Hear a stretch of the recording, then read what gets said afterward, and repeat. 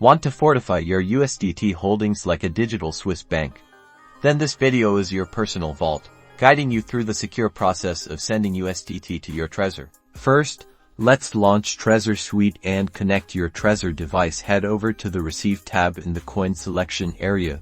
Choose USDT. This is where you need to be careful. USDT exists on multiple networks. See those options: Ethereum, also known as ERC20, and TRON, or ERC20. Confirm which network your USDT is currently on by checking the platform you're sending it from. Selecting the wrong network could result in permanent loss of your funds, so take your time. Once you've chosen your network, Trezor Suite will generate a receiving address always.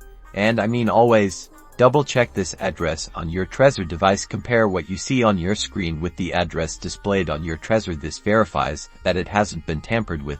Now, on the platform where your USDT currently resides, find the Withdraw or Send section. Carefully paste the Trezor receiving address you just verified. Double-check it again. Select the corresponding network matching what you chose in Trezor Suite. Input the amount of USDT you want to send.